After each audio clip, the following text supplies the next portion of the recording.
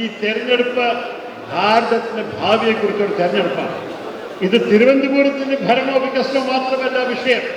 നമ്മൾക്ക് ആഗ്രഹമുള്ളത് ഡൽഹിയിൽ ഒരു സർക്കാർ മാറ്റം കൊണ്ടുവരാനാണ്. അതാണ് ലോക്സഭാ തെരഞ്ഞെടുപ്പ്. നമുക്ക് ആവശ്യമുള്ളത് എന്താണ്? ഈ മോദി സർക്കാരിനെ മാറ്റി ജനാധിപത്യത്തിൽ വിശ്വാസിക്കുന്ന, മതേതരത്തിൽ വിശ്വാസിക്കുന്ന ഇന്ത്യ മുന്നണിയും കോൺഗ്രസ് പാർട്ടിയുടെയും ഒരു സർക്കാർ വരാനാണ് നമ്മുടെ ആഗ്രഹം. അതിനാണ് നമ്മൾ മത്സരിക്കുന്നത്. അത് ഒരിക്കലും മറക്കരുത്. അതില് CPI-യോ CPM-ഓ എന്താ ചെയ്യാൻ പോകുന്ന നമുക്കൊരു പിടുത്തമില്ല. അവർ നമ്മളൊപ്പം പിന്തുണ തന്നിട്ടും ഇന്ത്യ മുന്നണി വന്നാൽ നല്ല കാര്യം തന്നെ. പക്ഷെ ഇവിടെ നമ്മളെ എതിരിക്കുമ്പോൾ, നമ്മുടെ വോട്ട് കട്ട് ചെയ്യാൻ ശ്രമിക്കുമ്പോൾ, നമ്മളെതിരെ അടിസ്ഥാനമില്ലാത്ത ആരോപണങ്ങൾ ഇറക്കുമ്പോൾ അത് ഒരൊറ്റ പാർട്ടിക്ക് ഗുണം ചെയ്തു. ഇപ്പൊ ഭരിക്കുന്ന മോദി സർക്കാരിന്റെ BJP സ്ഥാനാർത്ഥിക്ക് മാത്രമേ ഗുണം ചെയ്യൂ. നിങ്ങൾക്ക് അറിയാമല്ലോ. അതുകൊണ്ടാണ് ഞാൻ നേരിട്ട് പറയുന്നത്, ഈ പോരാട്ടം എന്താണ് ജനങ്ങൾക്ക് മനസ്സിലാക്കണം. നമ്മുടെ രാജ്യത്തിന് 1947 പാർട്ടിഷൻ ചെയ്തപ്പോൾ എന്തായിരുന്നു വിഷയം?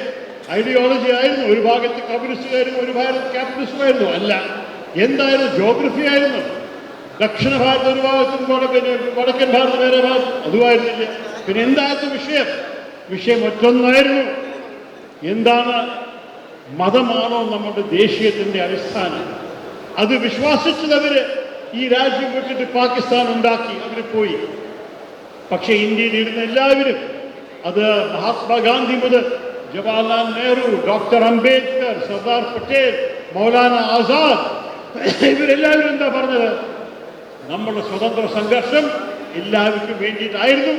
നമ്മുടെ ഈ രാജ്യത്തെ സ്ഥാപിക്കാൻ പോണതും എല്ലാവർക്കുമാണ്. അങ്ങനെയാണ് അതിന് ഭരണഘടന എഴുതിയത് ഡോക്ടർ അംബേദ്കറിന്റെ നേതൃത്വത്തിൽ. ആ ഭരണഘടന എന്താ പറഞ്ഞ? നിങ്ങളുടെ ജാതി ഏതായാലും, നിങ്ങളുടെ മതം ഏതായാലും, നിങ്ങളുടെ ഭാഷ ഏതായാലും, നിങ്ങളുടെ നിറം ഏതായാലും, നിങ്ങളുടെ സംസ്ഥാനം ഏതായാലും ഇതൊന്നും പ്രശ്നമല്ല.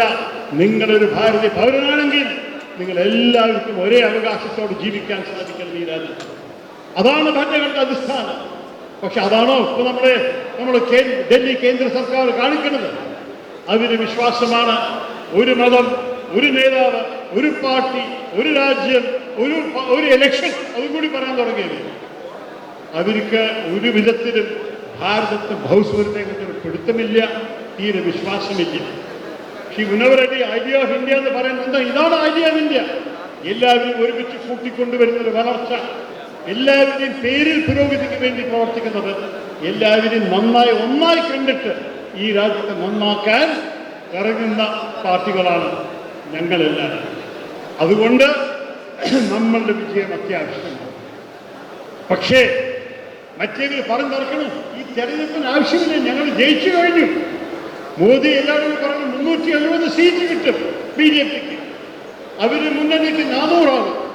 ഞാൻ അവരോട് ചോദിക്കുമ്പോൾ ഒരൊറ്റ ചോദ്യമാണ്, എവിടുന്നാണ് നിങ്ങൾക്ക് സീറ്റ് കിട്ടാൻ പോണത്? നിങ്ങളൊന്ന് ചൂണ്ടിക്കാണിച്ചു തരും. അവർക്ക് ഉത്തരവില്ല.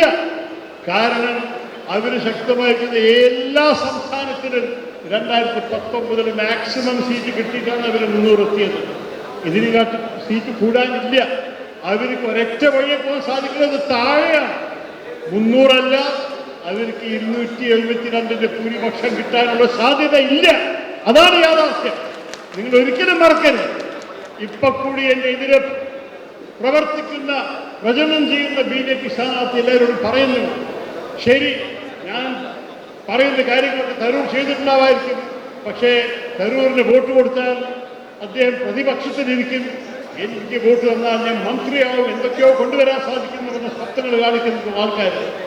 ഞാൻ പറയട്ടെ, അവർ ജയിക്കാൻ പോകുന്നെങ്കിൽ ആരാണ് മന്ത്രിയാവുന്നത്? അദ്ദേഹമാണ്. നിങ്ങൾക്ക് ഒരു കാര്യം കൂടി മനസ്സിലാക്കണം, അവർക്ക് ജയിക്കാനുള്ള സാധ്യതയില്ലെന്ന് മനസ്സിലാക്കിയത് ആരാണ്? ശ്രീ നരേന്ദ്രമോദിയാണ്. അതിന്റെ തെളിവെന്താണ്?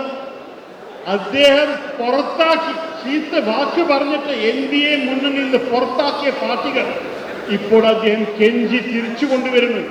അദ്ദേഹത്തിന് അറിയാം, അവരുടെ സഹായമില്ലാതെ ഭൂരിപക്ഷത്തിന്റെ സാധ്യത കൂടിയില്ല. അദ്ദേഹത്തിന് ഇതിന് തെറി വിളിച്ച ഭീകരവാദി എന്ന് പറഞ്ഞ ശ്രീ ചന്ദ്രബാബു നായിഡുവിനെ അദ്ദേഹം പോയി കെഞ്ചി തിരിച്ചു കൊണ്ടുവന്നു. എല്ലാം ക്ഷമിച്ചു, വരൂ, എന്നെ സഹായിക്കുമെന്ന് പറയുന്നു. അതുപോലെ തന്നെ നമ്മളുടെ സർക്കാരിന്റെ മന്ത്രിയായ അജിത് സിംഗിന്റെ മകൻ ശ്രീ ജയന്ത് ചൗധരി പോയിട്ട് ദയവ് വരൂ, 2 സീറ്റും കൂടിയെങ്കിൽ ഞങ്ങൾ UP-യിൽ കിട്ടട്ടെ, വരൂ, ഞങ്ങളൊപ്പം പറഞ്ഞു സ്വാധീനം. അകാലിദൾ കർഷകരുടെ സമരത്തിൽ വിട്ടവര് അവരോട് പോയി സംസാരിക്കുന്നു. പഞ്ചാബിൽ ഞങ്ങളെ വന്ന് സഹായിക്കുമെന്ന് പറയുന്നു.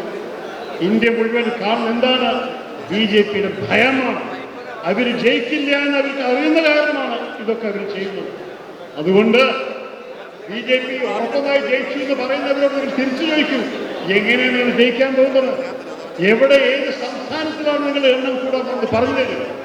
നിങ്ങൾക്ക് ഹരിയാനയിലെ എല്ലാ സീറ്റും ജയിക്കാൻ സാധിച്ചു. ഇത്തവണ നിങ്ങൾ കുറച്ച് തോൽക്കും. തെലങ്കാനയിൽ നിങ്ങളുടെ കോൺഗ്രസ് 2 സീറ്റ് വിട്ടുകൊടുത്തു. ഇത്തവണ 10 കോൺഗ്രസ് കിട്ടും. കർണാടകയിലെ 1 സീറ്റ് കോൺഗ്രസ് വിട്ടുകൊടുത്തുള്ളൂ. ഈ തവണ 12 കിട്ടും. ഇതെല്ലാം നോക്കുമ്പോൾ ഓരോരോ സംസ്ഥാനം നോക്കിക്കോളും.